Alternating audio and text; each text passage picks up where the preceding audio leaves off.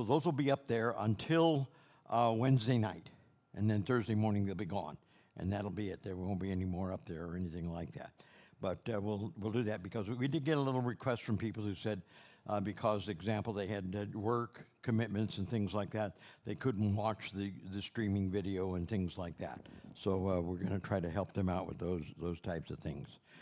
And we're going to get started today a little bit different than if you are following my agenda, which is on the website, which tells you what I'm going to teach each day.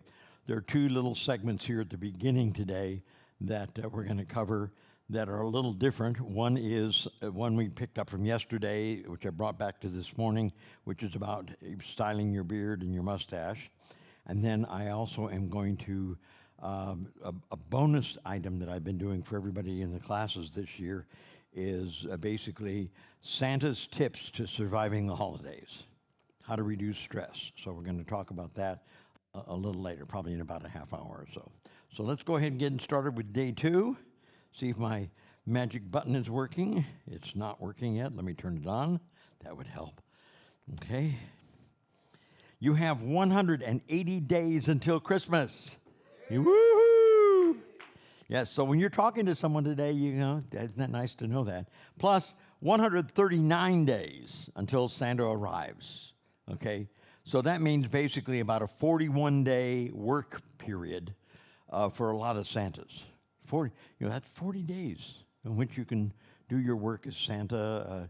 And again, that's starting on November 13, okay, on the schedule. Yesterday we did talk about the fact that a lot of Santas will start a little before this, a whole bunch will start after this. In fact, most of the Santas around the country don't start work until after Thanksgiving. Maybe the first parties might be Black Friday or that weekend. And then, of course, the week after that, all of the parties are in the last 3 weeks of December. Just, that's the heaviest workload period for most of the Santas who do volunteer work or private parties, things like that. By the way, knowing the numbers on the calendar, like 180 days, are very important.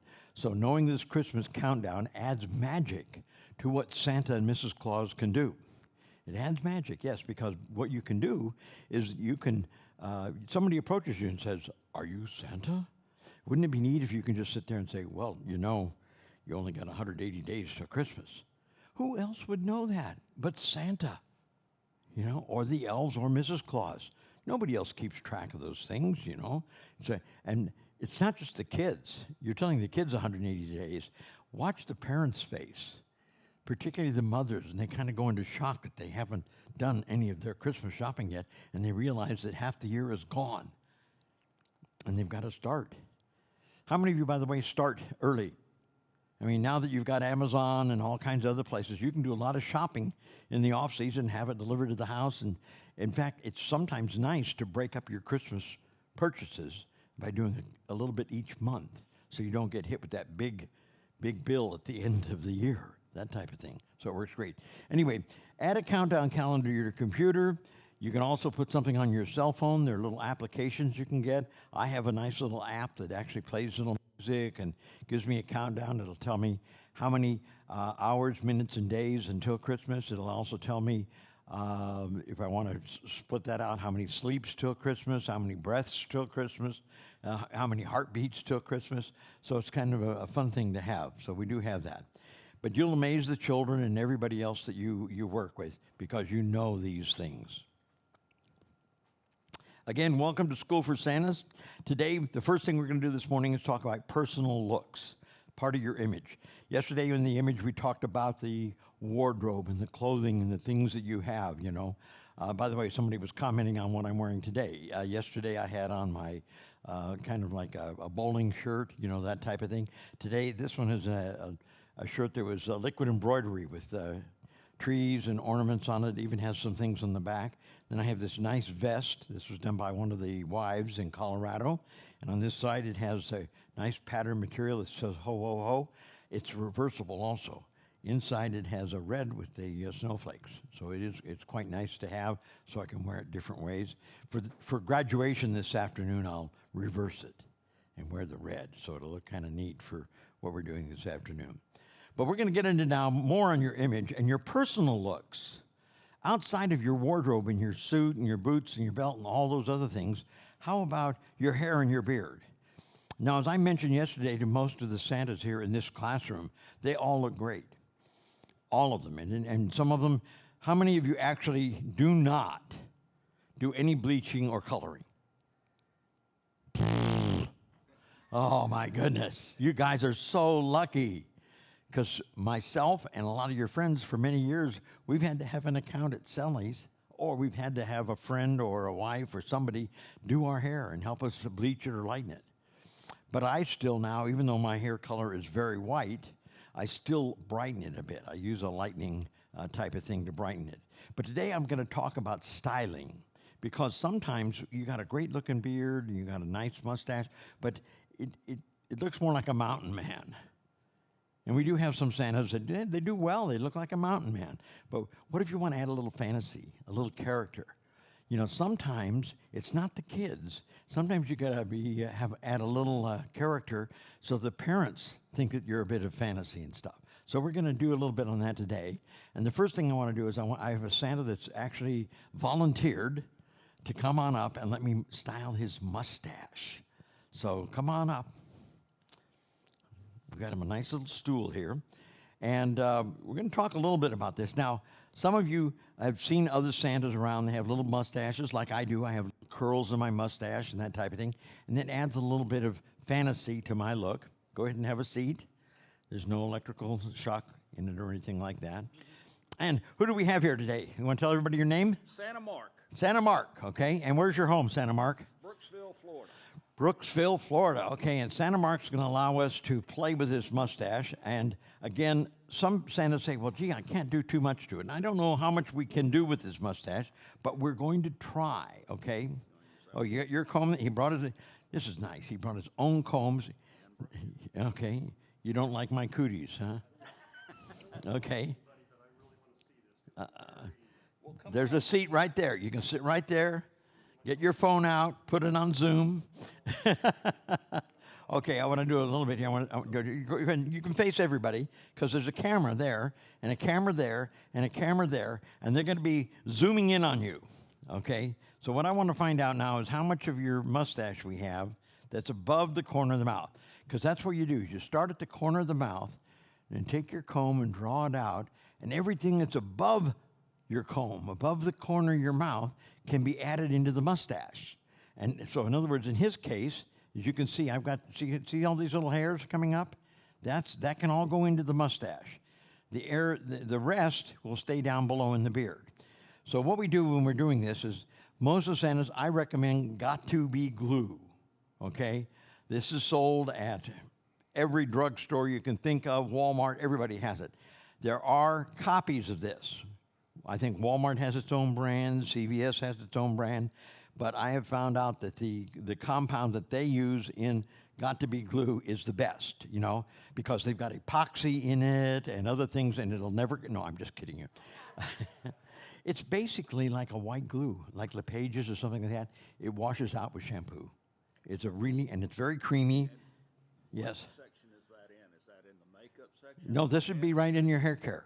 In hair care, you'll go down the aisle, and it's where you'll find pomades and waxes and other stuff. But it's Got2b glue. It's in a yellow tube like this. Now, for those of you who live overseas, if you're over in Germany or in Finland or other places like that, the manufacturer of this is now here in the U.S. Dial handles it, but there are a couple other companies that make the same compound, and it's in a red tube over in Europe. Okay, and so you have to look for those type of things. So we're going to start here with a little bit of this. I take just a teeny bit, and you see just a little bit on the end of my finger. But here's what we do. We take this and we put it into the mustache, the whole mustache.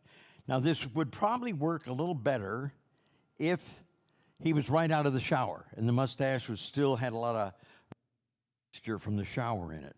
You know, but we're going to do this dry. Oh, that's right. I'm using yours. I'm sorry. Okay, okay. And so we comb it in. We try to get the glue into the mustache. Now, even if see his mustache, he's trimmed it off at the lip. when you're using the glue, you can stop trimming because as your hair gets longer, you're just going to comb it off to the side and move it into the style. So you don't have to snip off all the time. And it, again, saves a lot of time, doesn't it? You don't have to do that. So anyway, but we comb the wax in, or the glue, and then we start combing it into the hairs out of here. Now here's where the neat part happens. Remember I said I go to the corner of the mouth, and I take all the hairs above the corner of the mouth, and I put the glue on that too. So I'm going to put glue on all those hairs over there.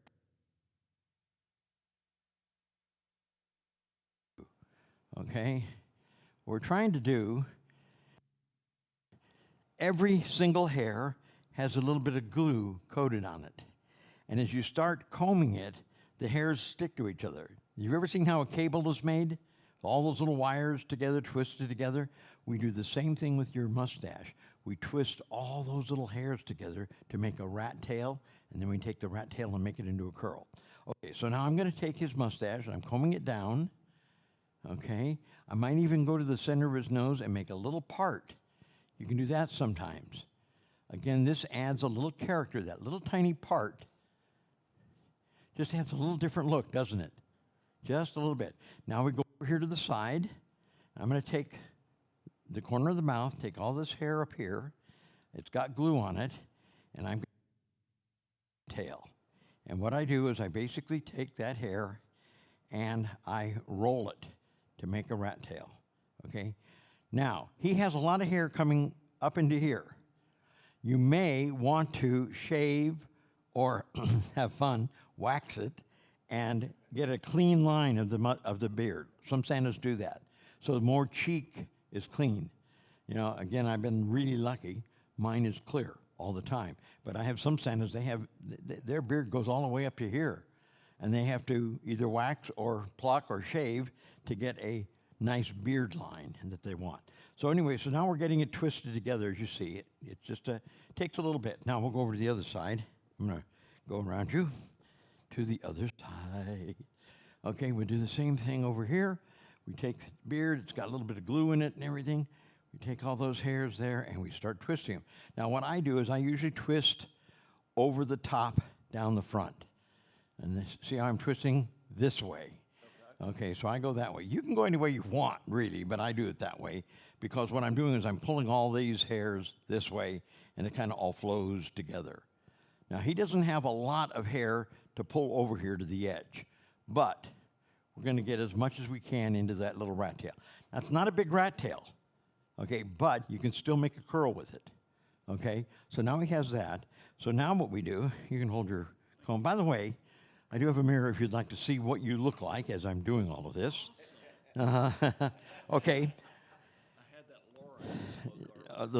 Laura. Okay, so we get a little curl here, okay? Now what I do with this is I take and I make a pin curl. And what I do is I just take my fingertip and I wrap the hair around the end of my fingertip. See the little curl in there? See that? I'm going to put a hair on it. Try to keep it from, don't want it too hot.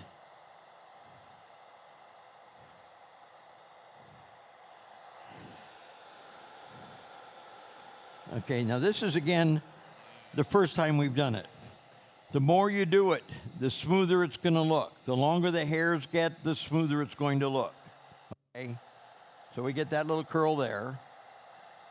Okay, and oh, there it is. Again, we can also take these hairs on the mustache and we comb them towards the curl.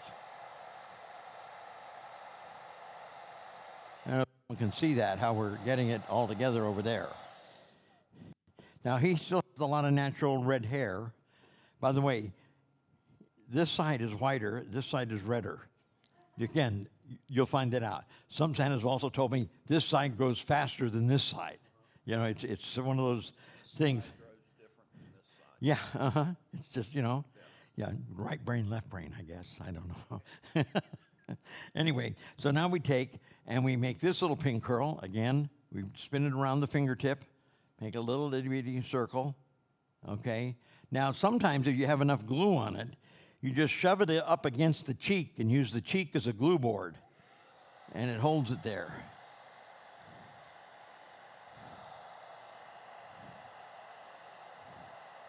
You don't want to burn yourself.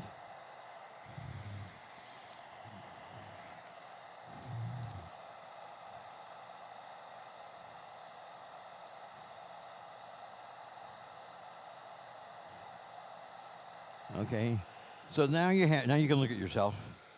See, so you get the little curls. Okay, you know, yeah. Now, the longer your hair, now you've got a real long. You can see all the extra hair he's got on his mustache. He could get a handlebar out of that. Yeah, I mean, you could even put a bell on it, and. I haven't trimmed it since last season. So But by the way, there is a Santa up in Washington State. He has great big handlebars, and he puts tiny little bells on the handlebar. So anyway, again, now I got one more thing for you, which I normally don't. I'll talk about it later, but Leon McBride is no longer with us, but he started a company called ProNose. Another Santa has taken over that company, and one of the products they have from them is part of their ProFace products for Santas, white mascara. Now look at his mustache. Again, this side was a little bit redder, right? So what we're going to do is I'm going to take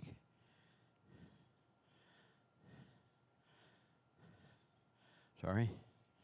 Okay. White snot.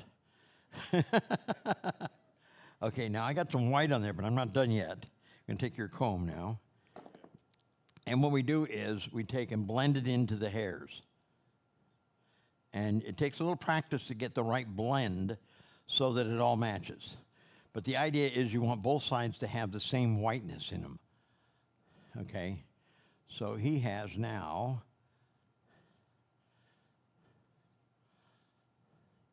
I might have put a little too much on. But the idea being is that he whitens it. It's also great, the white mascara is also great for eyebrows. So you can take your eyebrows and you can just put a teeny bit on it, just a teeny bit. You don't need much, okay? Because even Max Factor, the great makeup artist who did a lot of Santas and other, he came up with a 1947, I think it was, a standard guidelines for how a Santa should look. And it's in the book, and it tells you that add salt and pepper eyebrows. So this brightens the eyebrows up a little bit. You don't have to make solid white.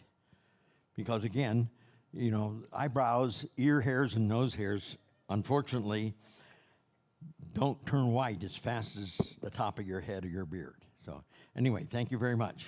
Okay? Okay? Your comb's right there. Okay? Isn't it? There's your comb on top of the brush. Okay. Now I'm going to show you one other trick. Here's the wonderful thing about this. Now he's got his nice. Now if you wait on that mustache, you wait an hour, maybe two, depend. Now see, I get up, I put all my I do my hair and everything.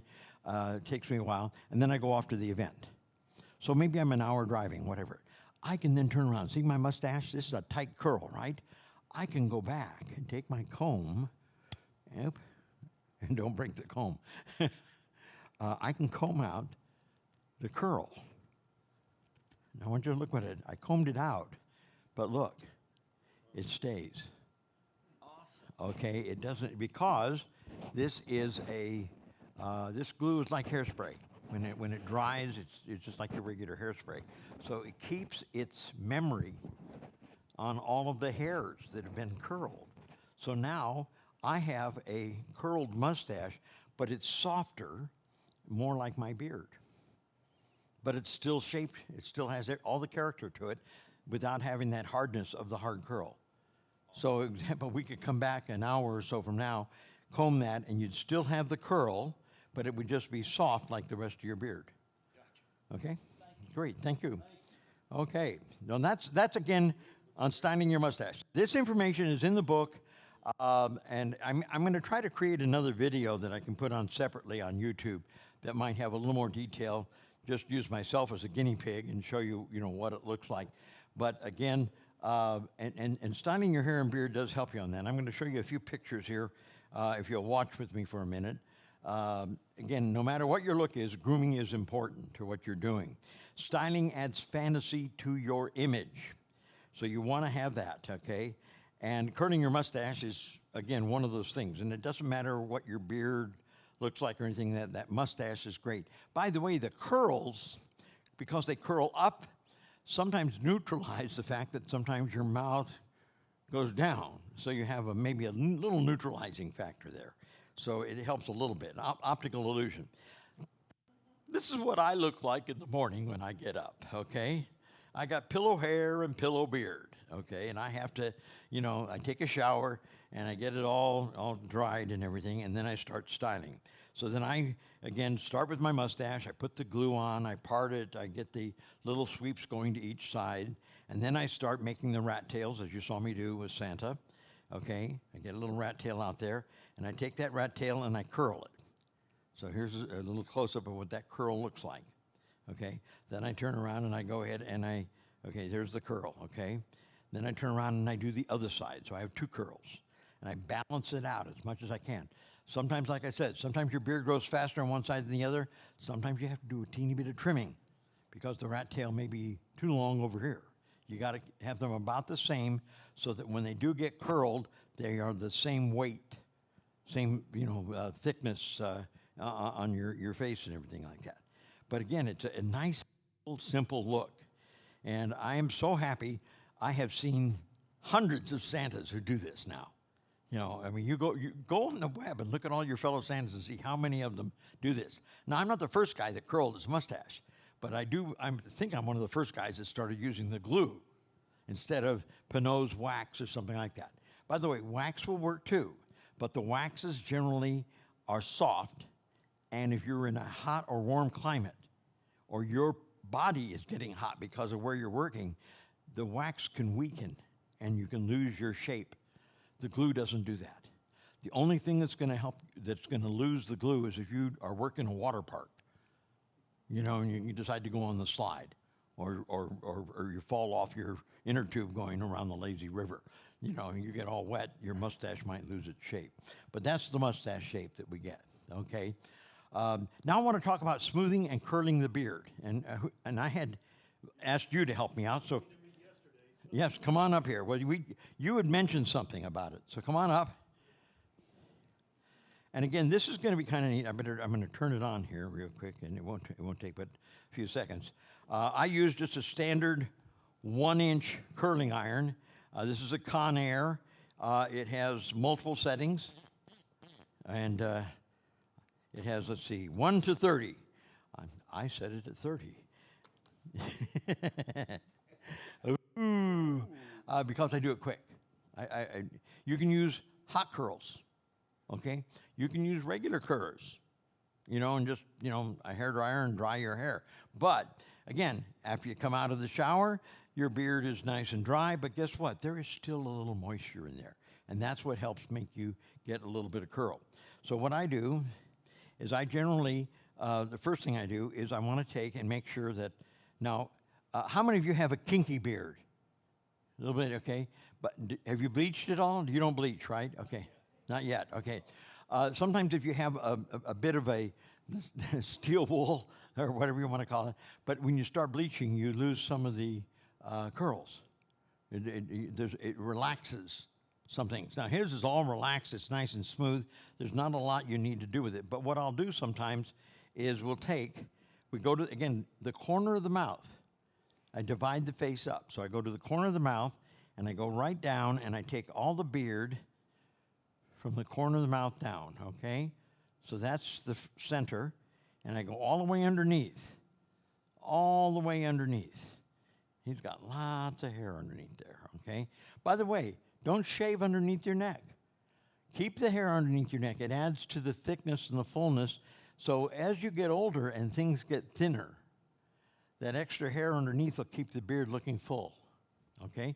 So now he's got a nice section of hair here. We take the curling iron.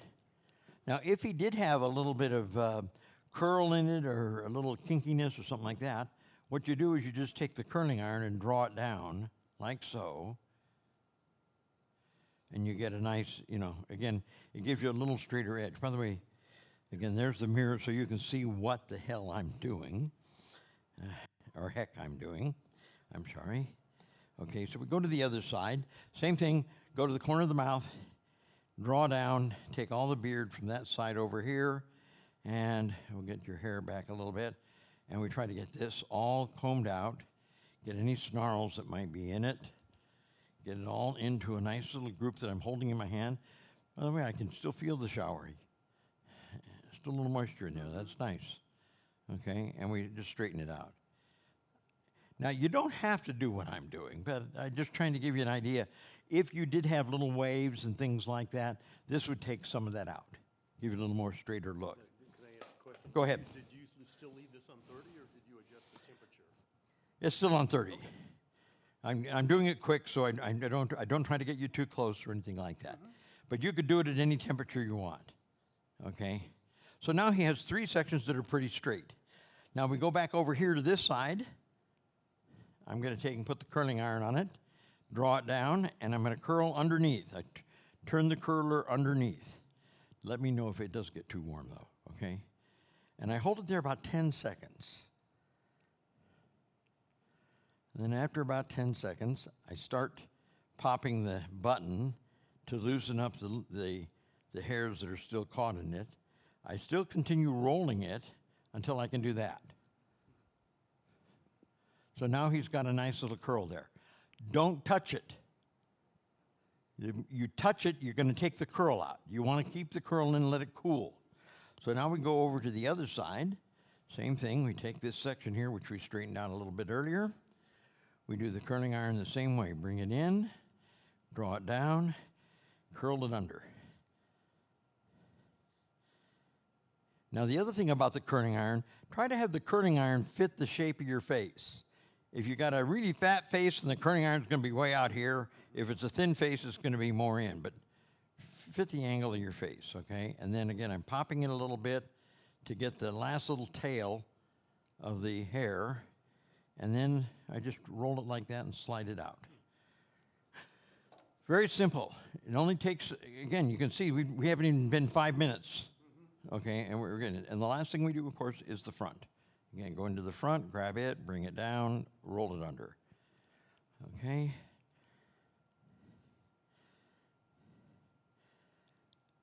Make sure your hair doesn't have a lot of water in it. So it should be dry.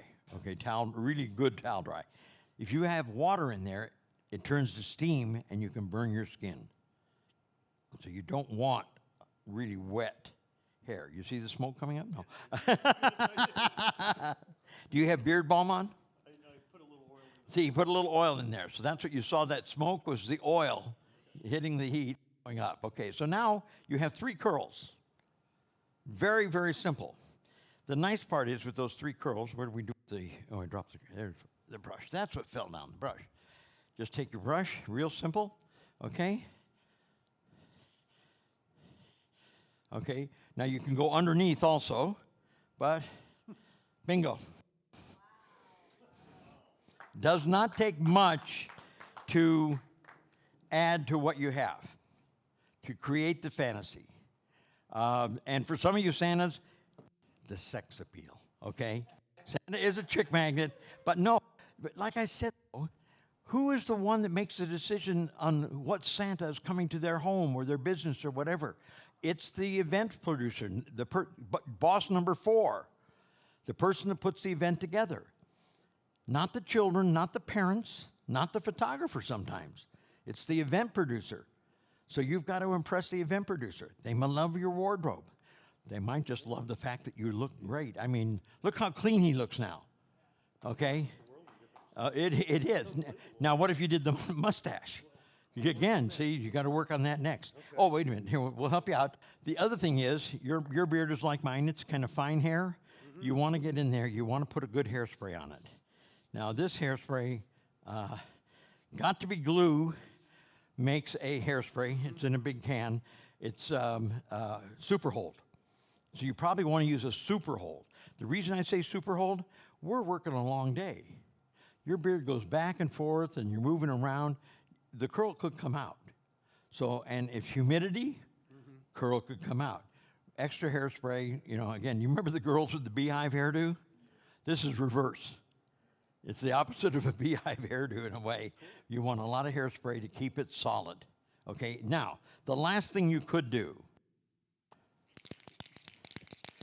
I think you have this, right? Okay.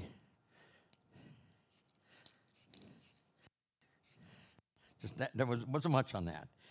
But what he now has is he has glitter in his beard. You know, and let's see, I don't have a, see if I got a light here. I mean, I'm going to try to put a light on my phone. You can see the little sprinkles in there. Minimal. It's very minimal. You don't want heavy, but the thing is if you, huh? Yeah, a little sparkle. And then, of course, when you have that, and someone comes up to you and says, you got glitter in your beard? And, oh, no. Oh, I'm sorry. Bernard, my head elf, he sneezed on me this morning. Yeah. Anyway, if you have that on, okay, I want you, now for those of you watching, look at this. I don't know if you can see that. But it's very subliminal, but it's just right to, again, a teeny bit of fantasy. One of the things we try to do in our work, and thank you so much. Thank you. Okay, you can go back and sit down. One of the things we try to do is create magic. And there's lots of little things that we do that add up to really making the children believe that you are the real Santa. Maybe it's knowing that calendar and you got 180 days till Christmas. You know, maybe you have a glove with an LED in the fingertip when it lights up or something like that. Or maybe you have that little bit of glitter in your beard, you know. Those little things like that. And of course, the knowing who's naughty and nice and little jokes and things like that can help too. But again, what you're trying to do is you want those children to believe. And when you can have a parent come to you and say, I didn't know if my kids still believed or not, but you made them believers. That's probably the greatest reward we can have, is to have a parent come to us and tell us that they've got that 10-year-old that's going to believe one more year. You know, that type of thing. So it does make it really, really great. If you have any questions about this stuff, again, I have stuff on the website, on my website, you know, a little bit about hairstyling and stuff. It's in the book, and of course, it's on the video. Now, the last item I want to talk about, outside of all of, let me find my remote here. Again, I did the styling the beard. I'm going to show you the pictures here. Now, here's a picture, a little close-up of what it looks like with the curling iron. Okay. Doing a third of the beard side. And then going around and doing, and that's what it looks like after it's been curled. And I do the other side. Okay, and there's that curl. Then I do the center. And when I get done, I have 3 curls. Then I brush them all together and I get this nice look that you now have. Yes?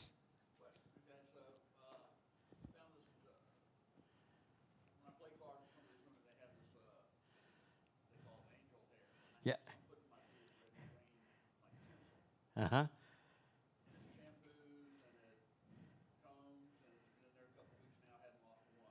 Uh-huh. It's like a weave, yeah.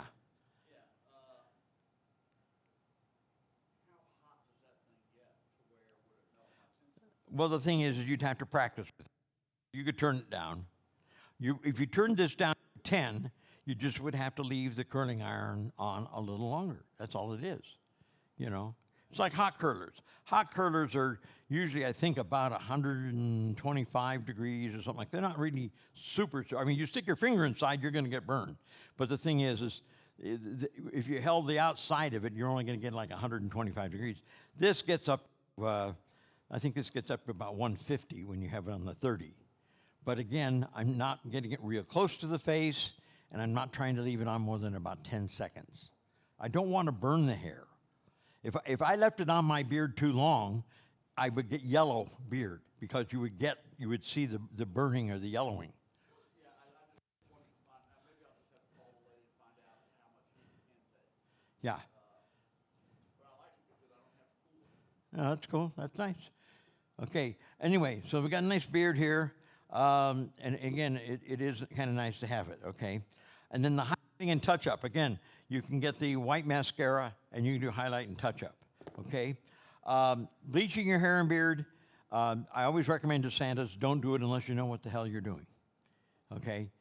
In other words, I'm fortunate I'm able to do my own now. I've been doing it for so many years.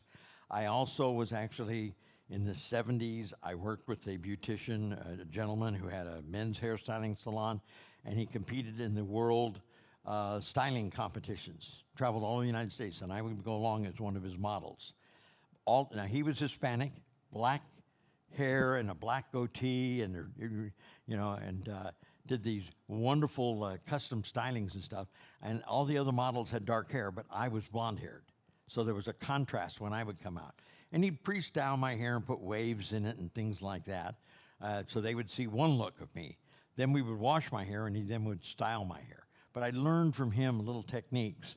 And one of the things he would do sometimes is highlight my sideburns so they looked a little lighter than the rest of my hair. And so I learned a little bit about what could be done with blonde hair. 30 years later, when I started doing real Santa, I found out that because I'm a blonde and very light, I could go to Sally's and buy a simple product, and in 15 minutes, all the color's gone. I mean, it takes any of the little reddish, like you've got you have that little bit of reddish in your beard, in your mustache when I styled it. That little bit would come out if you use like L'Oreal Super Blue or something like that. But anyway, check with a professional first. Never do it yourself. How often should you bleach? When you think you don't look good, you do it, okay? I used to sometimes do it 2 or 3 times.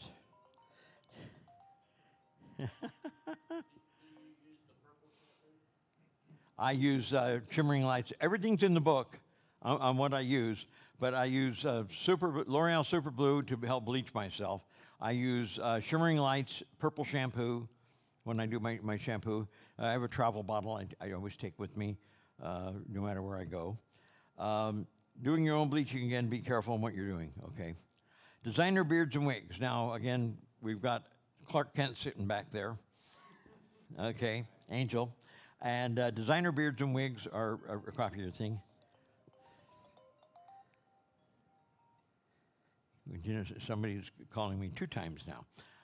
And I gave them a message, and it says, can I call you later? And they dial back. It's probably a Santa who's trying to watch all of this, but I can't talk to him right now. Anyway, designer beards and wigs, you get something decent, something that looks good, something that fits your face, fits your character, that type of thing. And there are a couple good companies out there that make them. You can, I've got, I think, a couple listed in the book, but you can also go to the Santa conventions and you can meet some of the people. Here in Florida, we have, let me find a book here. I've got a book from one of the Santas. And this is Santa Claus Makeup by Ron Wolak. And Ron's mom made beards and wigs for the studios, for Disney and everything. And Ron now has taken on that mantle. He was the one that made Ed Asner Santa for Elf. And makes all kinds of all custom beards and wigs and stuff. I need a makeup book. And by the way, that's his dad as the Santa in the book. So when you see it, it's kind of neat. But Ron talks about the type of makeup to have and everything. But anyway, something decent. You have to keep a beard and wig clean because it's not like our own hair and beard where you can just take a shower and wash everything out. The beards and wigs hold everything, and you have to delicately clean them and clean the glue out of the netting and things like that because you glue it on. Theatrical beards are becoming very popular. We have all kinds of Santas who are follically challenged. They can't grow a beard.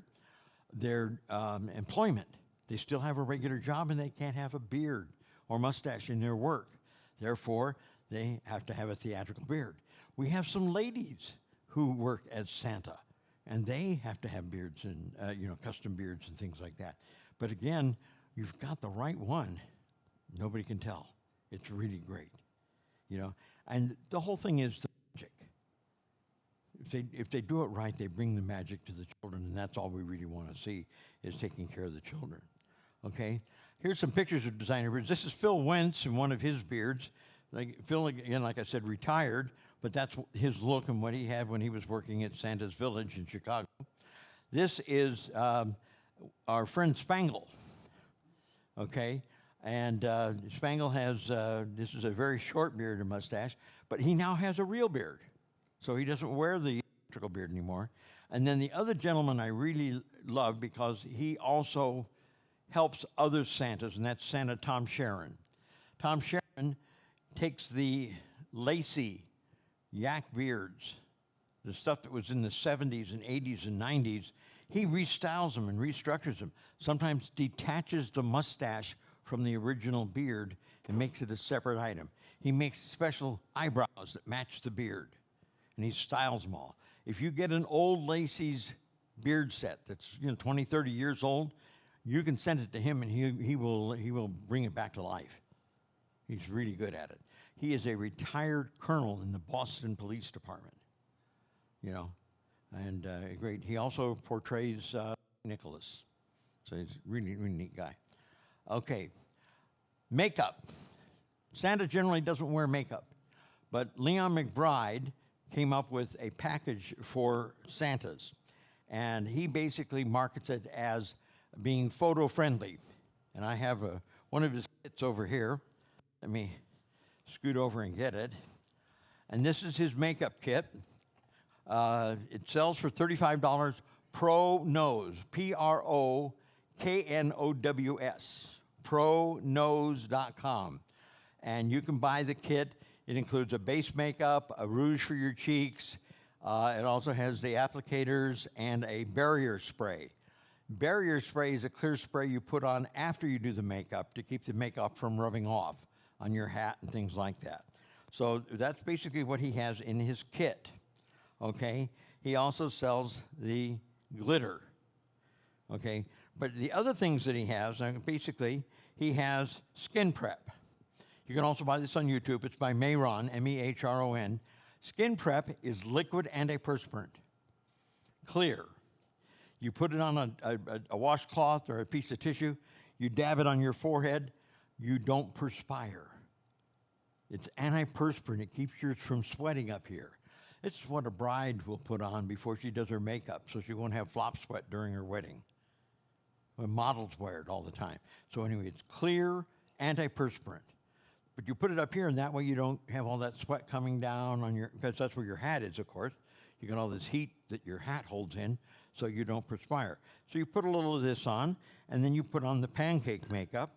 This is his pancake makeup, and it comes with a sponge to put it on, And let's see. I need you. Yeah, you. Take off your hat. This is good. This is going to be fun. You're good. Put your hat down. Put your hat on the table. Yeah. Okay. Did you say that was $35? Yes. I paid a lot of money for my makeup in buying it separately. Well, then here's a kit. That's the kit. Yeah, that's a lot cheaper. Yes, Anyway, one of the things, take your glasses off, okay? Now, I'm going to take and, let's see, I don't have, does anybody, can someone get a bottle of water from out there? From outside? I thought I had a bottle here, and I must have done something with it. What? Because what we're going to do is we're going to put some makeup on. So anyway, he has a base makeup. He has a rouge for the cheeks. It also comes with a sponge to put it on. And what I needed to do was wet the sponge, and I didn't do that earlier. And then it comes with a brush. Let me find my little brush here.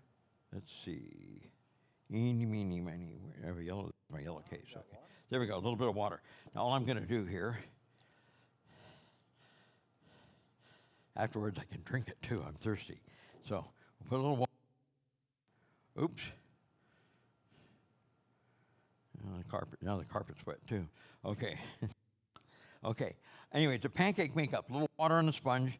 You wet the sponge. You run around in the makeup, and then you take the makeup, and we're just going to do half of his face right now. Oh, no. But you notice I'm going to do the top too.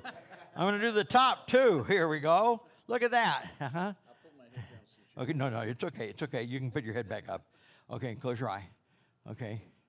You just put it a little bit on the cheeks and the nose. Now, what Leon's trying to tell everybody is you put a little of this on and you will look better in your photos because you will get rid of the shine and add just a teeny bit of color. So, and you can look in the mirror and you can see what I mean. It's just a little bit, but it shows up when we do it. Now, I'm going to be nice. I'm going to do the other half, okay? Okay? But like you said, you can see what I mean on the shine on top of his head. We get rid of the shine. I mean, there's still a little glow, but you get rid of it, okay? And you come down, close your eye, okay?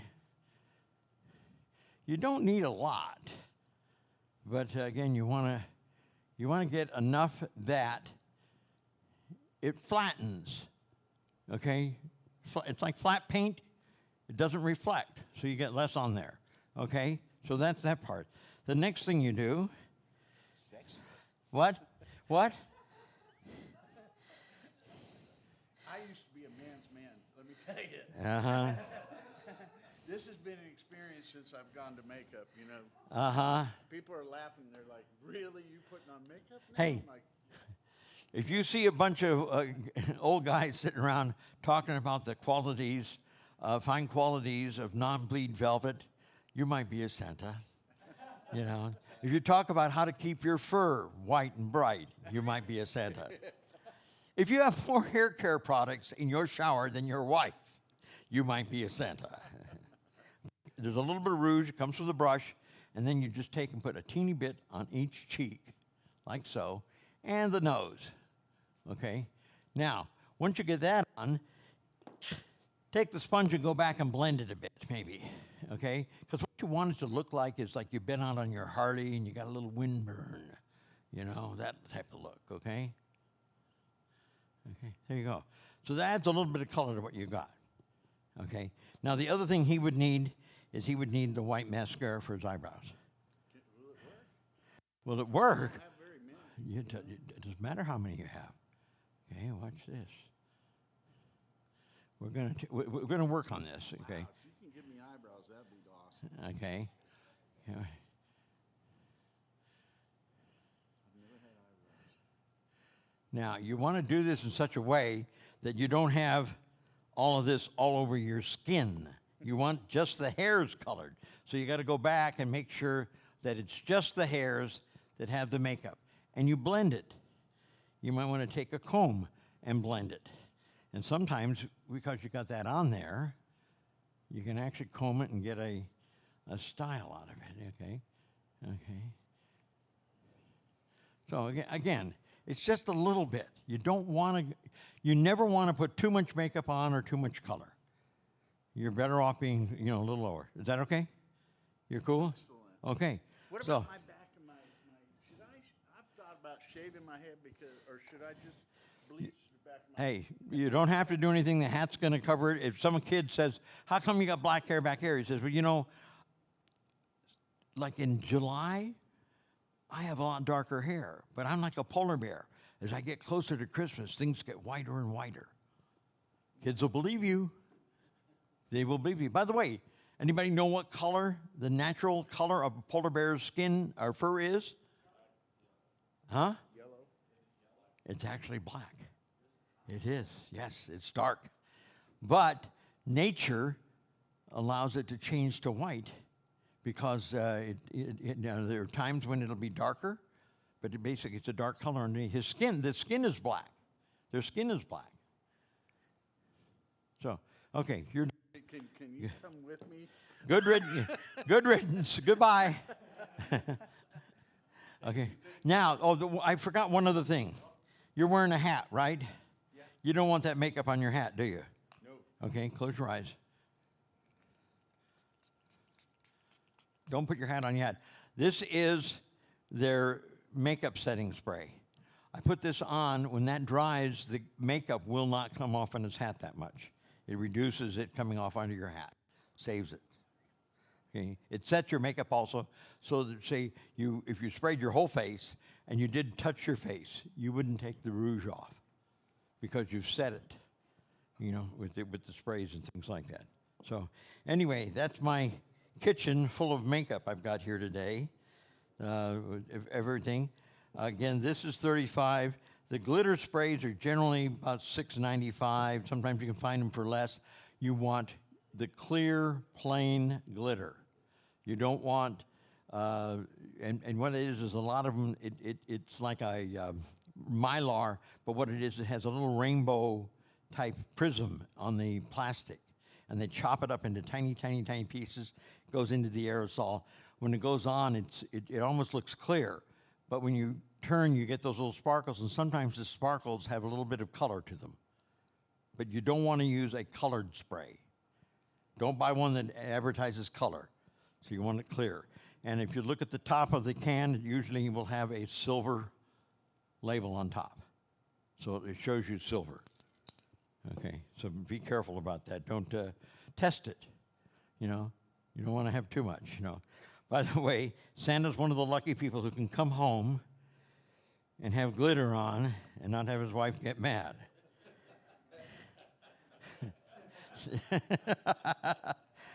You guys know where you guys have heard the story, huh?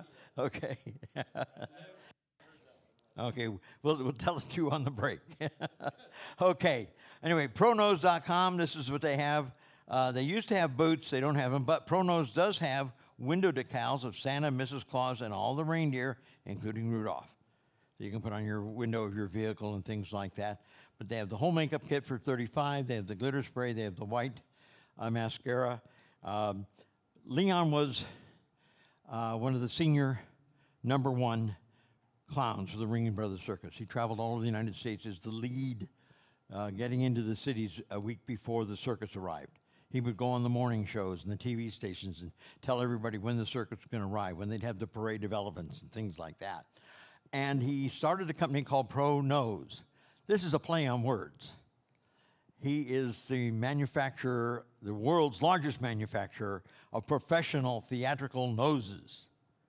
He makes noses, the company makes noses for Cirque du Soleil and all the circus performers, Disney characters and things like that. There are a lot of noses. I actually have a nose that I wear, and it's like Smeed from Peter Pan. You know, he has that bulbous nose. I have that nose, so I could, for one of the characters I could dress up as for Halloween, it could be Smeed or something like that. So it's kind of a fun thing to do. Anyway, ProNose, PROKNOWS.com. Okay. Give me a ho! Ho! Give me a ho ho! Ho! Give me a ho ho ho! Ho, ho, ho! What's it mean? Merry Christmas! Okay. Part 2 of the morning session. This is one I'm introducing this year to all the people that are going to my schools around the country. It's a bonus that I've added in addition to the regular class. I wrote a third book 2 years ago, and it's based on some things I've been doing ever since I started being a Santa. One of the things I found out from all the Santas in our Santa community is that we have a tendency to get behind when it comes to the holidays. In other words, if we don't have our house decorated by Thanksgiving, we're in deep doo-doo. You know, your Mrs. Claus is going to be very mad. Everything's got to be done before we get out of the house or go to work or do our things.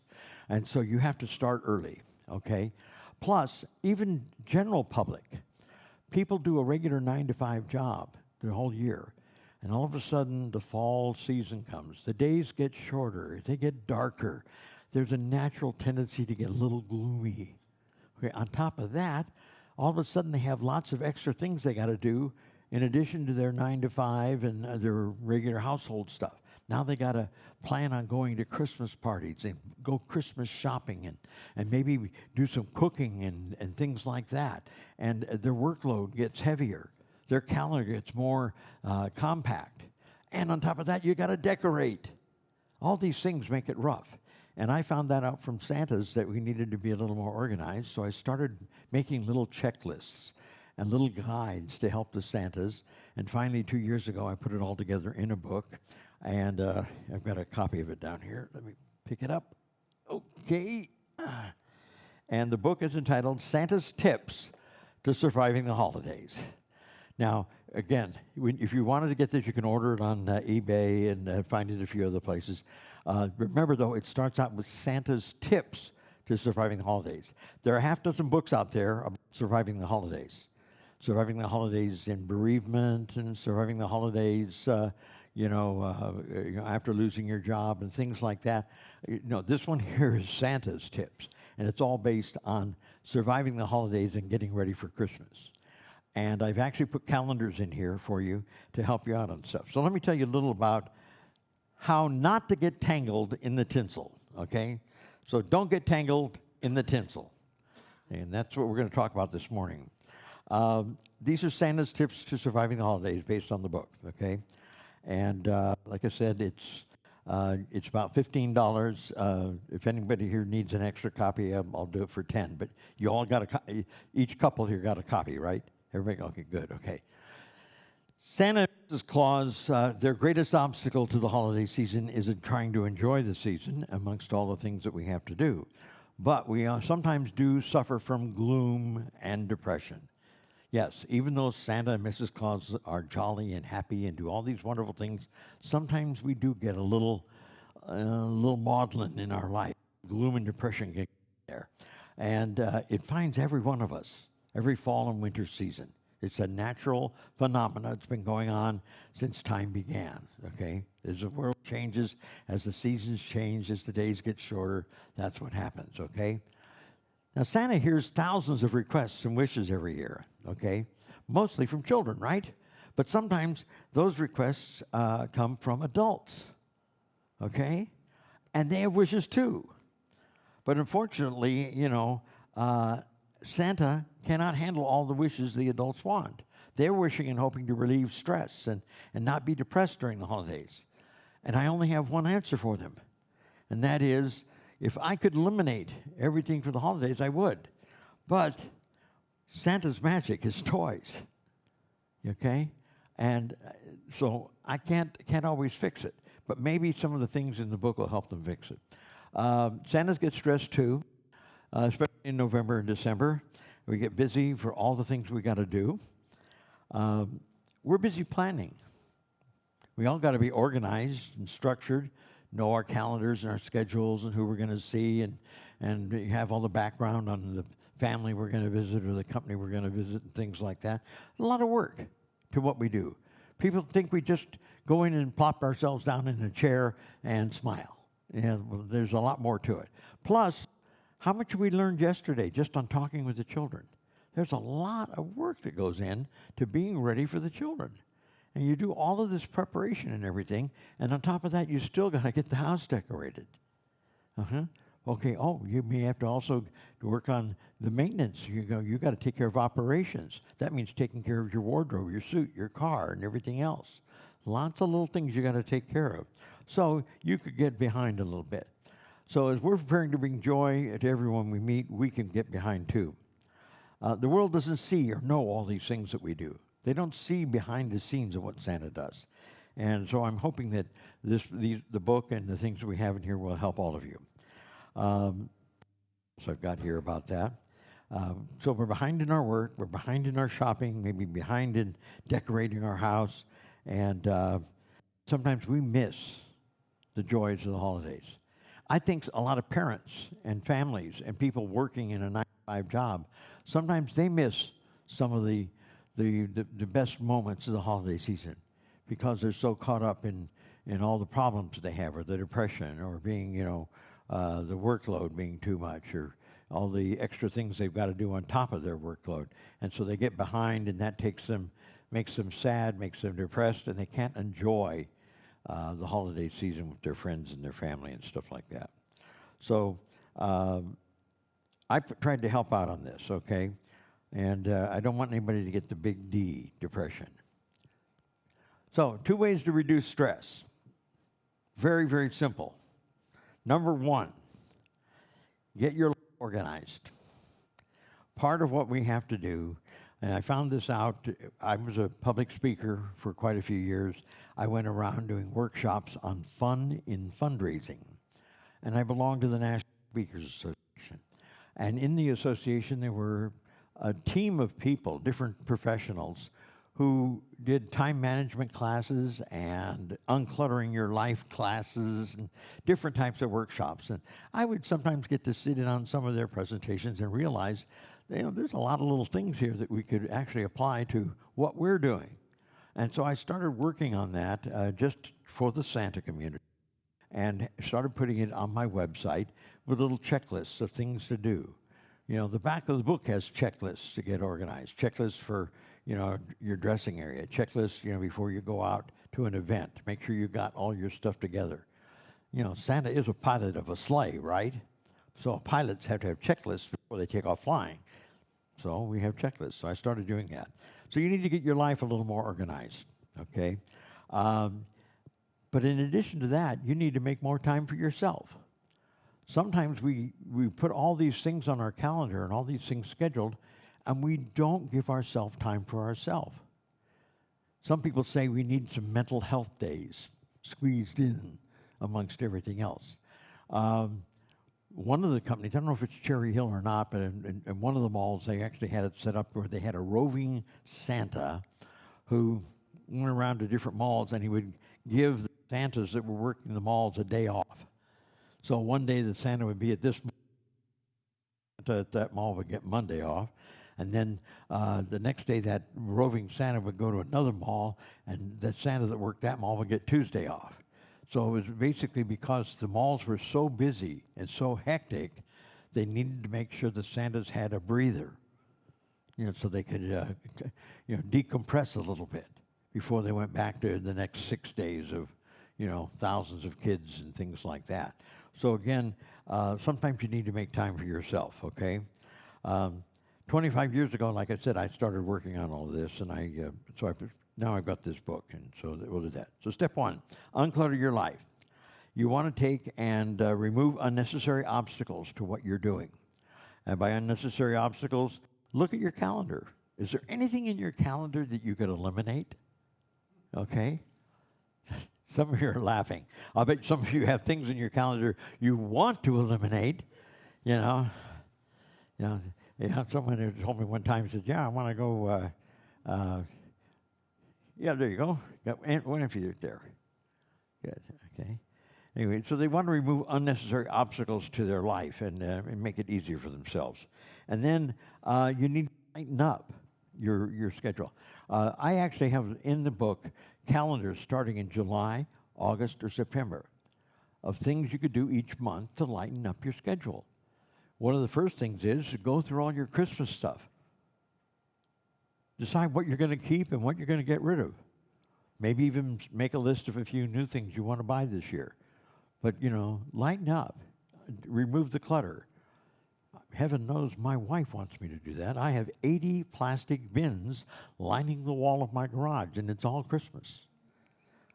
We have 8 Christmas trees in our house. Yes, So I start decorating October 1. I have to have everything done by the 5th of November because I'm then out of the house. So I got to have all the trees up. We have a kitchen tree, a dining room tree. We have a downstairs living room tree. I have an office tree. I have 4 bedrooms. Each bedroom has a tree. And I have a family room with a tree. So all those trees. And each one is themed differently.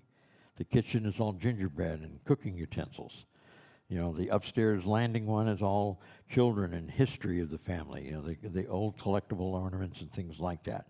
The one in my room is basically Santa's pickup truck with the tree in the back and all those little, that type of look. The one in the master bedroom is an all black and white tree. Very beautiful, beautiful black and white. We have all black bedroom furniture, so it's really, really nice.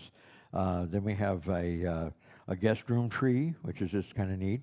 We have the grandchildren's room. The tree there is a snowman tree. So he's a snowman standing there with all the buttons and everything else and a snowman head on top. That's the type of things that we have. And then we have the big, big tree down in the main living room downstairs, and that's the one with the train around it and everything. So lots of things. And that's just the inside. Okay? Oh, I also put garlands and lights on the arches going in the hallway, coming in, and other little things. And all the kitchen cabinets have ribbons on them, gingerbread ribbons that match the gingerbread trees, and the counters all have gingerbread stuff on them. It's the dining table in the dining room. Oh, but I forgot the dining room. The main dining room is an old outdoors tree with pine cones and all kinds of stuff like that, all natural woods, and really, it's just kind of fun stuff. You know, so we got a little everything for everybody. You know, don't have a lot of guests or gifts, but we're happy we got all this Christmas stuff. Anyway, so have to lighten up a little bit, and maybe I'll get in there and empty some of those bins in the garage out, have a garage sale in September or something. You know.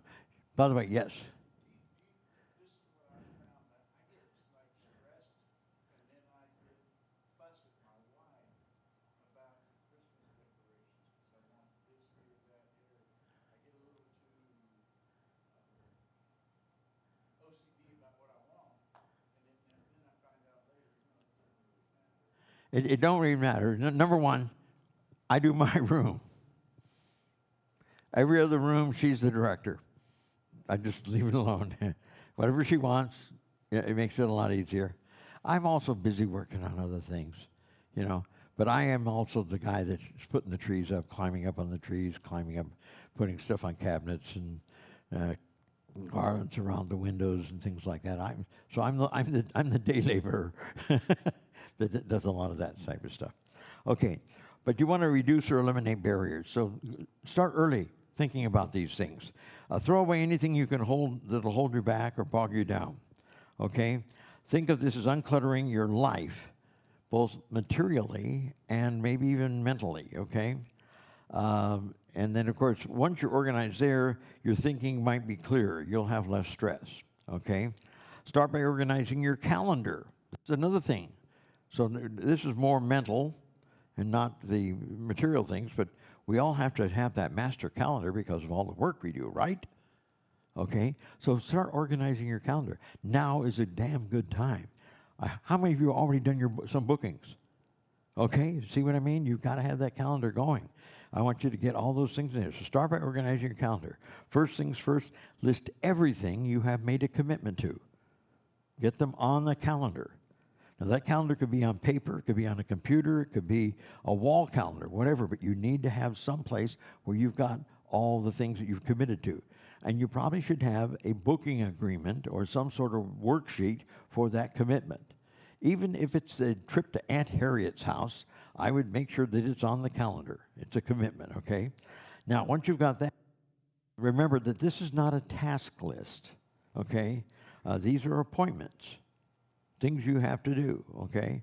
And then you can add tasks later, because sometimes tasks can be moved. You may say, well, I've got to do my mail and drop all the cards out in the mail on a certain day. That's not an appointment. You got that certain day, but you could move that day and mail the day before. So tasks can be moved. Appointments are when you definitely have to be there, okay? Add your personal and family appointments. If the grandkids are going to have a play and you need to be there, get it on the calendar. You know, I'm waiting for my daughter to tell me when the kids are going to have things going. She hasn't gotten a schedule yet. It's a little early for that. So it'll probably be after September when they're back in school, but we'll start getting dates of when they might have something. So I have to be kind of prepared to be able to do that, although I am not home from the 5th of November on. So I will miss a lot of those things, but I try to make as much as I can. But I want to have it on the calendar and know about it, because maybe I can't make it there, but on the day that they have a school play or an event, I could FaceTime them. At least, check in with them. So I want it on my calendar, so that type of thing. Adding anything new to make appointments for yourself. So add anything new you might need. Or before adding anything new, make appointments for yourself. What this is you need to schedule some time within your calendar where you can de-stress. Is anybody here in a mall-type position where you are working 40 days in a row? Okay, you're Cherry Hill. Okay, you're working 26 in a row? Okay. Again, you have a little more difficulty than the others that have just private parties and events and stuff like that. But if you could schedule days or things that are like what I call mental health periods to do stuff. I know one Santa who does some mall work, And one of the things he has is he found a chiropractor nearby, and he set it up to have a chiropractic appointment at 7 a.m. in the morning to go in and get adjusted and massaged before he went to the mall. Okay, that was his de-stress day. And I think he did it like every Monday or something like that. But again, that was something he did for himself so that he could better cope with all the other things. Because you work a 12-hour day and then you get back to the hotel or wherever you're at and you crash and the next day you're getting up and starting all over. Isn't it nice to have a little break in between? Another Santa I know had a thing of where he liked to, in the evening, he would talk to people and find out where the neighborhoods were that had all the Christmas lights. And he would get off duty, and one of the things he would do is he would go drive to that neighborhood and drive around and look at all the decorations. That was one of his things to decompress and relax and things like that. So plan some of these things for yourself, and you're going to have better mental health during the holidays and be less stressed, okay? You need to have doctor's appointments, okay? Schedule them in there. If you have appointments for pets, okay? Those types of things. How about a manicure, pedicure, anything like that? Put these things in there. I have a Santa that makes sure that one day a week he's got to be able to go play 18 holes. There's actually a Santa in Sacramento who refuses any work anywhere before 1 p.m. in the afternoon because he has to play 18 holes every day. And around Sacramento, he's got all these different golf courses he can go to. It's probably like someone in the villages, you know, because there's so many golf courses. So every morning you can go to a different golf course and play 18 holes, start work at 1 o'clock, you know. But you could work for a mall like Cherry Hill, where you were doing a split shift with the Santa, do the evening shift. You could go golfing in the morning and then do the evening shift, you know. So you could do mall work too. But again, you just have to know what your schedule is going to be. Again, think about hair, manicure, things like that. If you have to have your hair touched up, you know, some Santas they're working in the mall and they have to get a touch-up or something like that. So what they do is they set it up to be able to go into the mall or, you know, get their hair done, and the mall makes arrangements for them to get it done. And again, that's usually one of the things that's either done after hours or before they start work in the chair. Or if you're lucky enough to work a mall where there's 2 Santas, then you do it on one of your days that you have a break on. We had a mall, South Coast Plaza out in California. South Coast Plaza has 2 chairs, and they use over a dozen Santas. Each Santa works a 5-hour shift. They only work 5 days a week. That's their schedule. They all wear matching Adele suits, matching belt buckles, and the mall takes care of their hair and everything. They have a salon there in the mall that does all the Santa's hair. Okay, they don't work more than 5 hours because when you work 5 hours, you're not required to have a lunch break. So they just give you a little break in between. That's all. So you work your 5-hour shift. But the guys that have been there for years, they get to pick their own schedule. So the older guys are mostly doing mornings, and they start their Santa set at 8 a.m. So so the guy that's on at 8 a.m., 9, 10, 11, 12, 1 o'clock, the new Santa comes on board. The new Santa works 1 to 6, and somebody else comes in and works 6 to 11. In other words, 8 a.m. to 11 p.m., they have Santa on the set. The set across the street only has 2 shifts. It's a jewelry court type of location. And they have a Mrs. Claus work in the mall. She is exclusively at Tiffany's. She's a hostess at Tiffany's. So, but again, it's quite a classic place in what they've got going. Santas get paid very, very well. Like I said, the older Santas take those morning shifts and weekdays, and they don't work weekends, and they don't work evenings, so they can take other paid gigs at, make money. The new guys get all the night shifts and all of the weekend work. That's how they do it. Okay. What else do I have to go here? Like I said, can you take a day off and get a mental health day? Go play golf or something like that, okay? Once you get the calendar all done, take a break. Don't look at it. And then come back to it a day or so later and look at it again.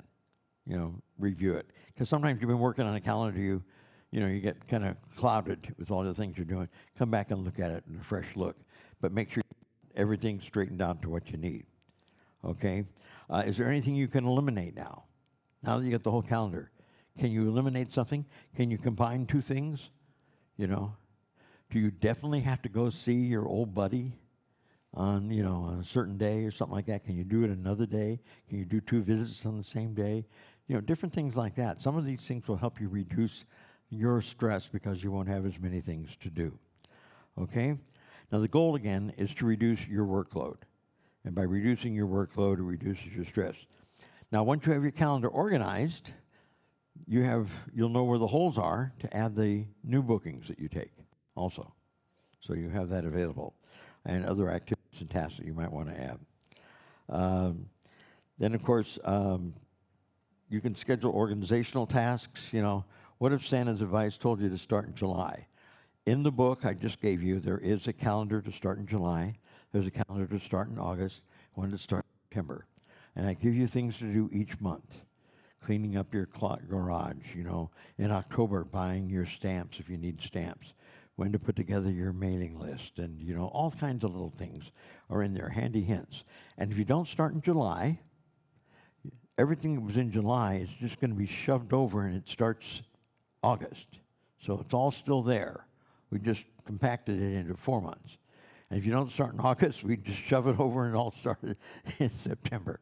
But it's all there in little calendars that you can use to help you plan.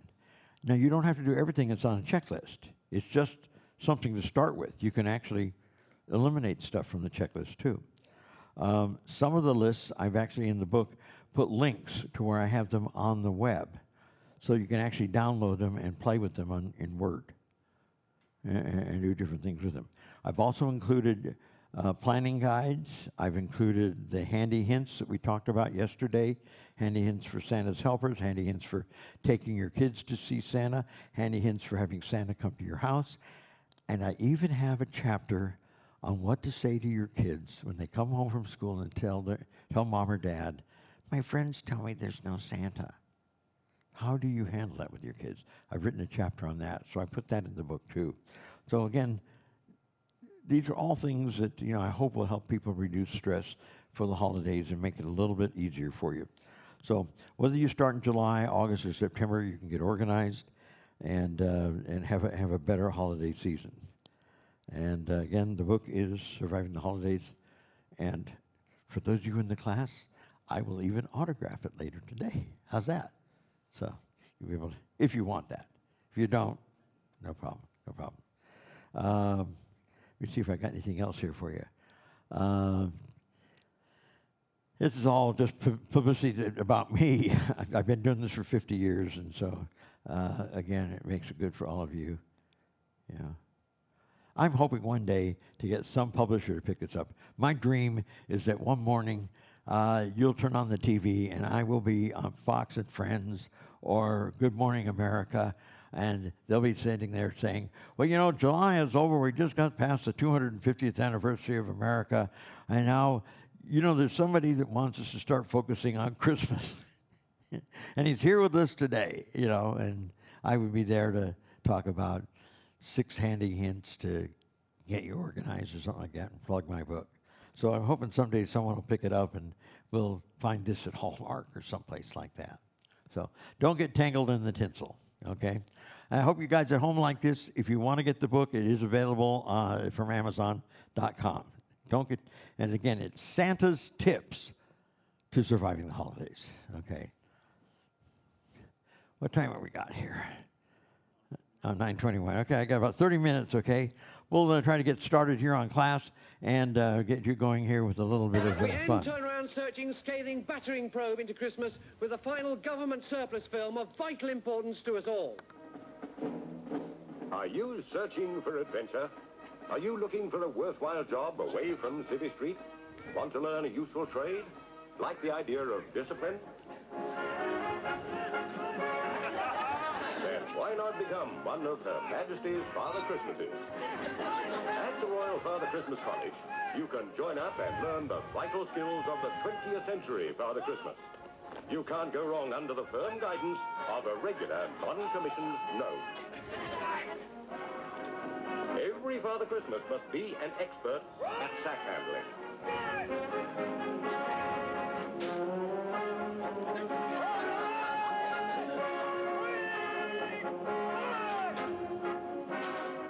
Any roof could be a death trap for a man with a sack who didn't have lightning reactions.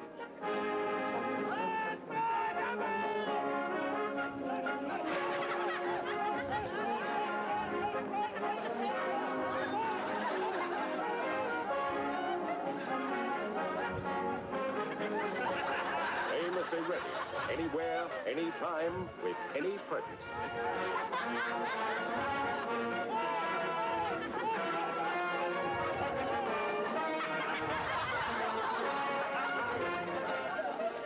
To get into any chimney pot in the world, every Father Christmas must be slim and muscular. That's why here at the Royal College, the gnomes are so keen on physical training.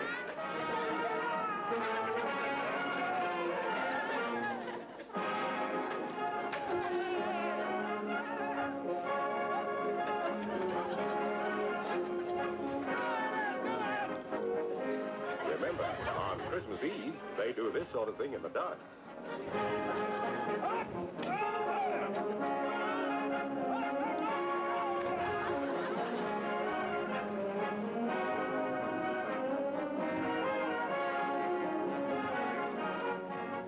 But don't think being Father Christmas is all sweat.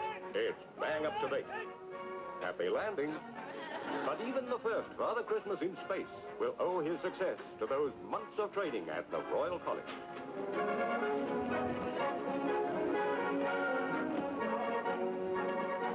You know, there's one thing they say about the men in red. They always get their chimney. Yes, it's a man's life in the fairy grotto.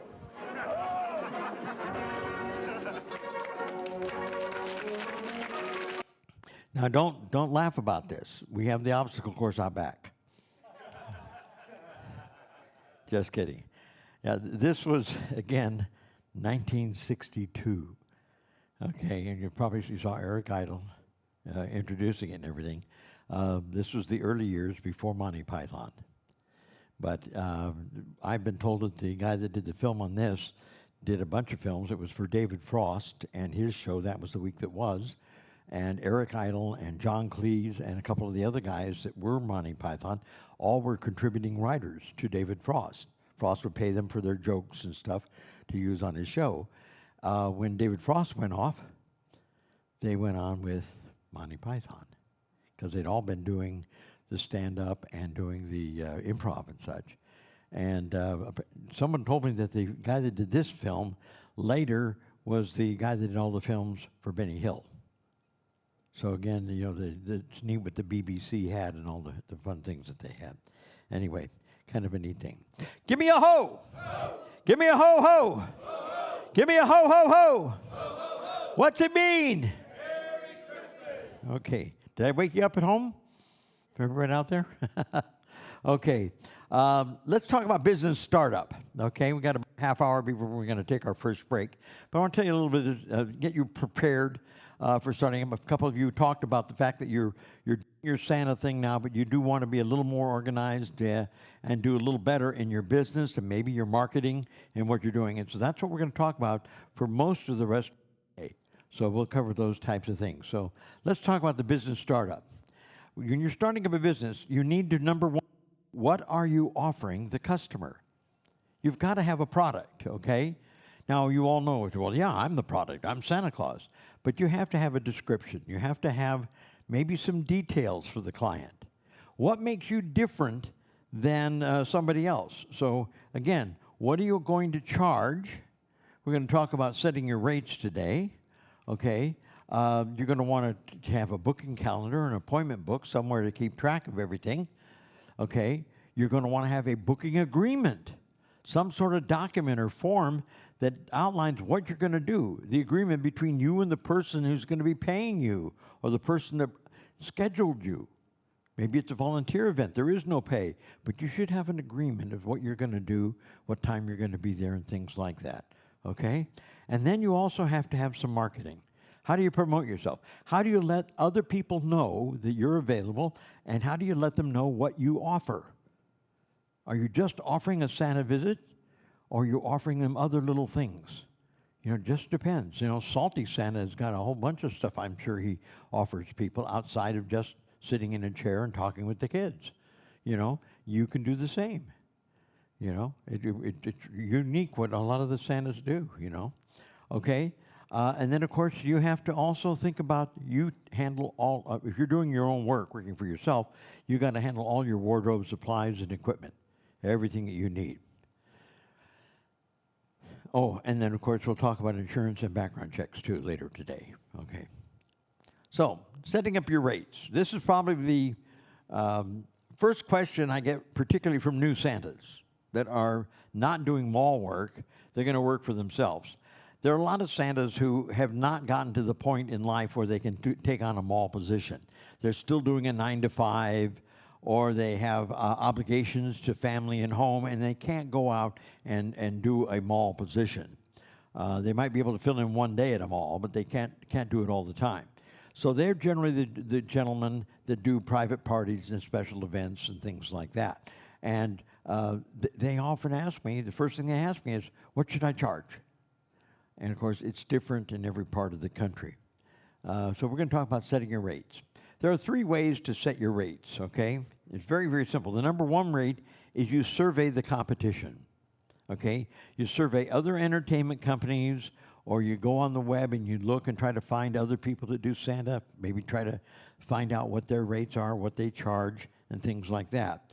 The second way you could do it is you could go online to, say, Gig Salad, or, you know, one of the gig booking services, and find out what their fees are, okay? Now, again, remember, you also only want to look for what the charges are in your region. The rates for down in Texas, in El Paso, are completely different from what they got in New York and what they got here in Florida. Different rates for different communities. It depends on the economy of the community you're in. Also, supply and demand. If you live in an area like Atlanta, Georgia, where there are over 200 Santas, the market is a little softer. The competition's pretty steep, and so the rates are a little softer. You go to New York. New York City's a big city. There are only a half dozen really nice, real bearded Santas. There are 200 Santas there, but they're all clowns and entertainers and other people, and many of them are not like us. You know, okay, I'm talking about the gentlemen here in the room today with all the nice beards and everything like that. Only a couple of them have real beards. Okay, only a couple have real beards. The rest are all theatrically bearded, and even then, if you go to Gig Salad and look, you will see, you know, they bought a suit from Ruby's, and they bought a beard and wig that comes in a box, and they put it on, and some people are very happy with their work. They do wonderful work. A lot of entertainment companies have actors that do work as Spider-Man and Barney and the Power Rangers and other characters and pirates and stuff, and that same person will go to a party and be a Santa because they are party entertainers and they know how to entertain the children. And if they've got a decent suit and they got a decent beard and wig, they can do it. But when you get into doing the high-end work, where the corporations want the real thing sitting in that chair, or you're going to be filmed or in media and things like that, then they want somebody who can carry it off. You know, so you've got to either be the top of the line theatrical bearded or real bearded. You know, so again, it's very limited in New York City, but there are lots of Santas around the country that do wonderful, wonderful work. You know, and I've had Santas who I have met who aren't bleach white. They won't look more like, you know, Grizzly Adams, you know, a mountain man type look. But guess what? They're the best Santa in the area, and the neighbors and the people, everybody love them because they're the only Santa in the area, and he takes care of the kids and takes care of the families, and they're not looking for the all-white beard. And also, we now have Kurt Russell, and you see his beard, it doesn't have the full whiteness look, so people are getting more adjusted to a more natural look. That's why when I said all of you look great in here, It didn't matter whether you had, pristine white or if you had a little, color in your mustache or in a, soul patch or something like that, because it's more acceptable. We're also finding for the Santas. So we have black Santas and Hispanic Santas out there. They don't have pristine white beards, okay? Salt and pepper beards and, different colorings. But people are more comfortable accepting them also, which is great because it makes it wonderful. You can imagine if we go back in time to the days of St. Nicholas, it's believed that St. Nicholas was probably Greek or Turkish, because he was from Turkey, or that time, that area of the world that was called Turkey. And it's believed that he may have been a man of color, okay? So he wasn't pristine white beard.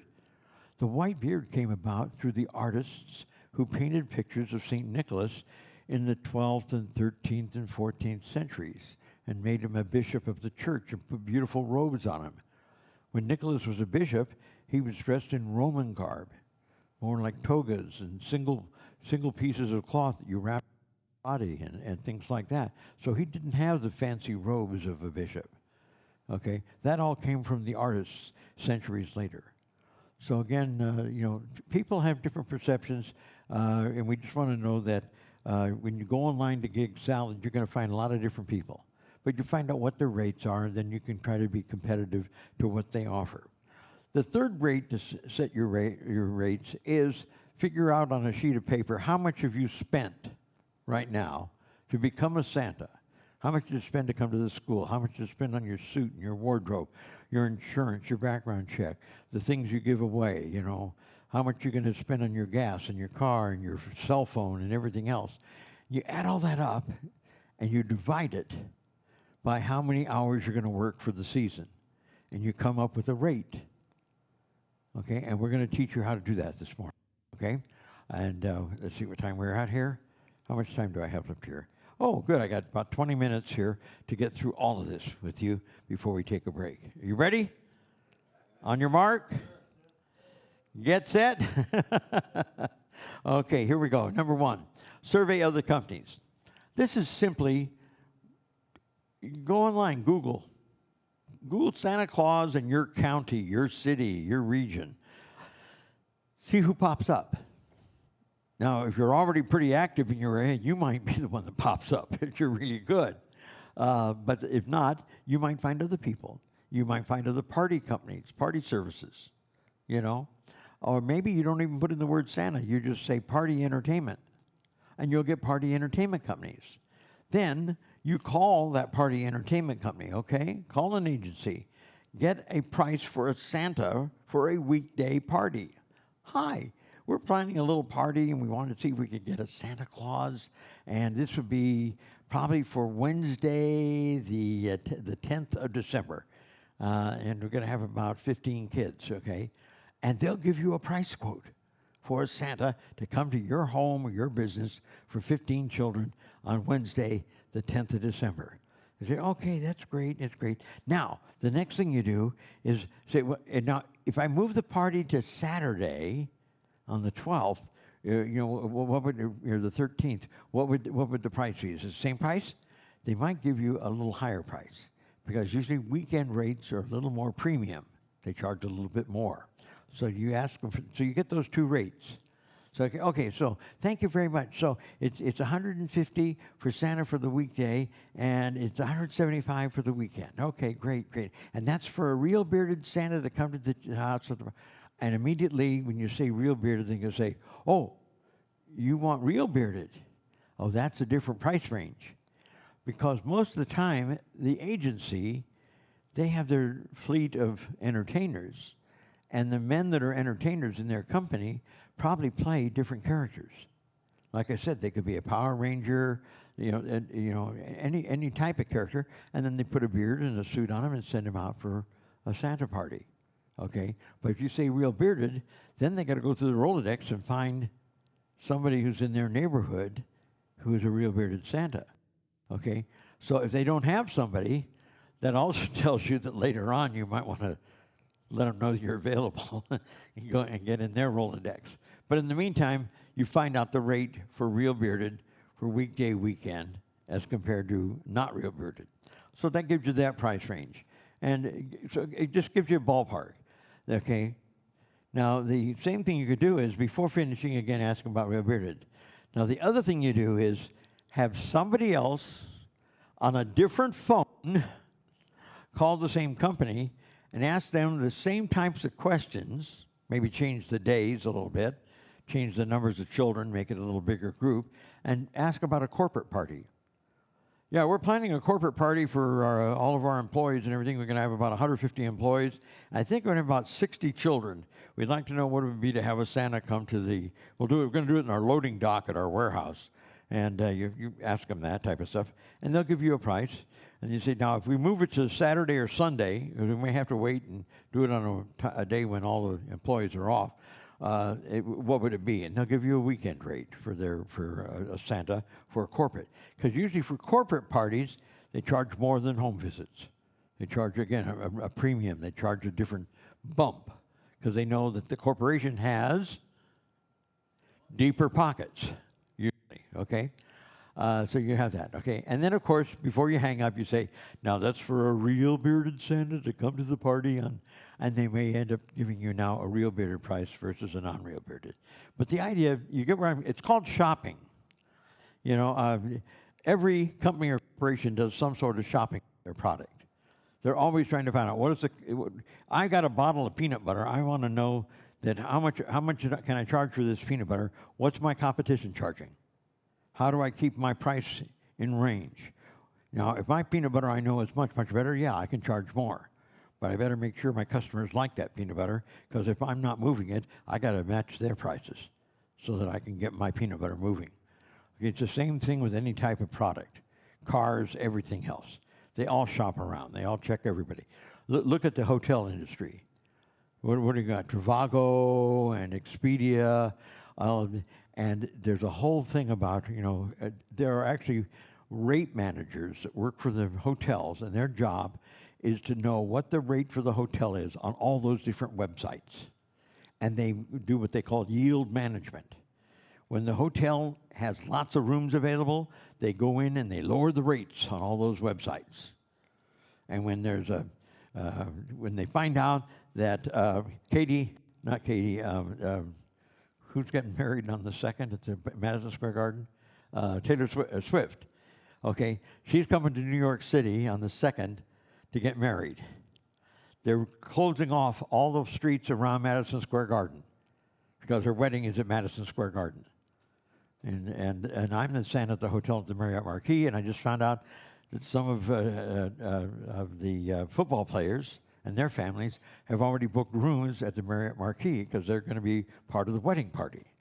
Okay, so the thing is, it's crazy. So if you got a hotel around that area and you know that her wedding is going to happen, then all of a sudden the rates are going to go up because everybody that wants to hopefully see her or know what's going on is going to try to get a room and get to the hotel and see her go into the Madison Square Garden or wherever. So again, it's going to be crazy down there. So all the rates in all the hotels are going through the roof.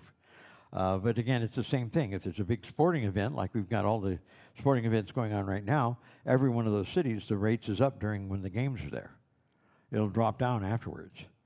So again, that yield management person has to make sure that for the owner, he's getting the highest dollar value per room he can. It's the same thing for you when you're trying to be Santa. You want to try to get the maximum dollar that's available for you as a Santa in your community. So you find out what other people are charging. Now you can have a rate that's near that.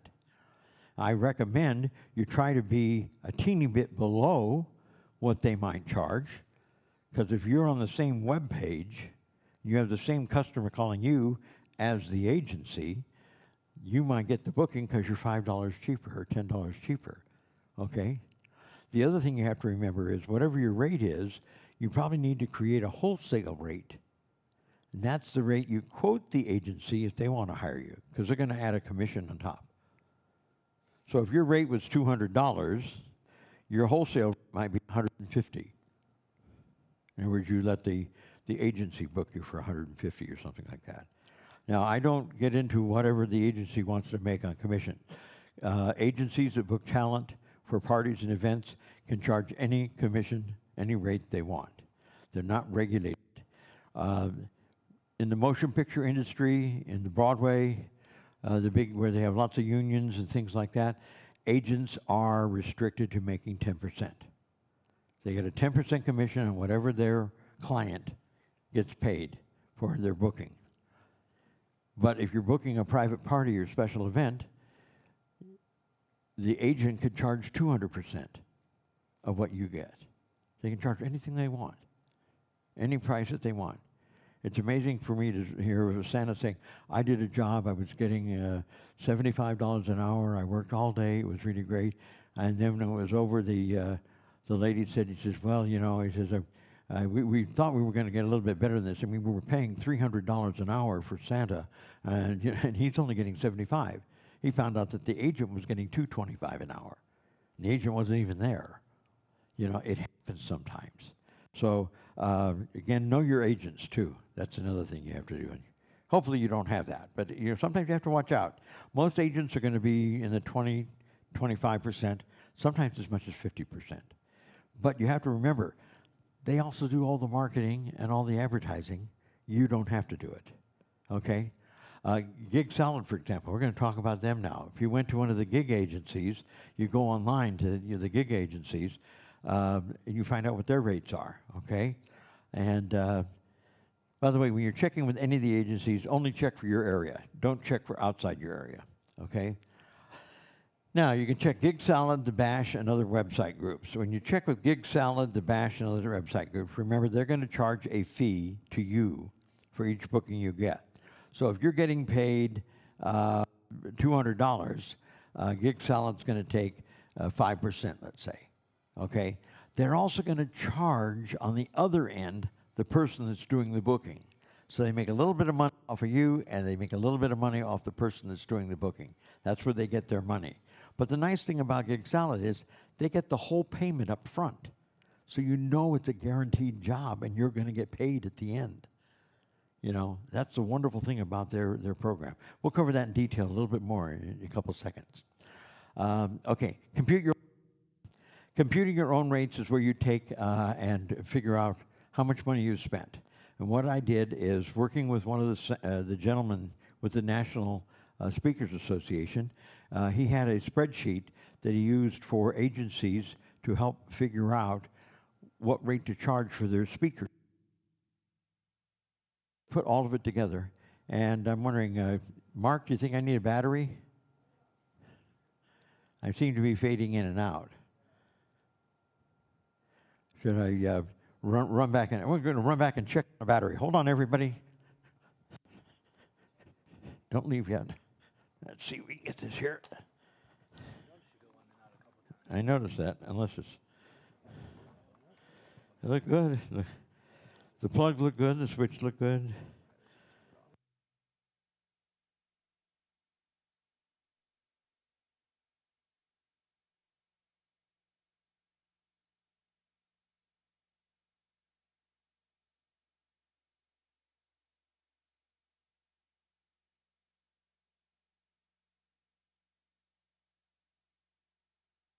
I'm back. Okay, hopefully that helped a little bit, everybody. Sorry about that. You know, you work through all these technologies that we have to have for what we're doing today. Anyway, computing your own rates. What I've done is, working with the gentleman from the National Speakers Association, he created a spreadsheet for the agencies to help figure out what the cost would be for their speakers. And they did this because they didn't want anybody accusing them of price fixing. Because as long as they computed what the amount should be they would charge, they're not negotiating with somebody else to try to have matching rates and things like that. So we took the sheet and reworked it for the Santas. It's an Excel spreadsheet. There's a copy of it in the back of my book, but it's also an Excel spreadsheet that is downloadable on the website, IUSC Support, right on the School for Santa website. So you go to the support button on the top bar, and when you get the page, just scroll down to where it says compute your own rates. And you just download that spreadsheet, and you can use it to compute your own rates. By the way, if you make a mistake with the spreadsheet and something doesn't work right, dump it. re-download a fresh sheet with the new computation fields in it and everything and start over it. So here's, you enter your personal costs, you add how much profit you want.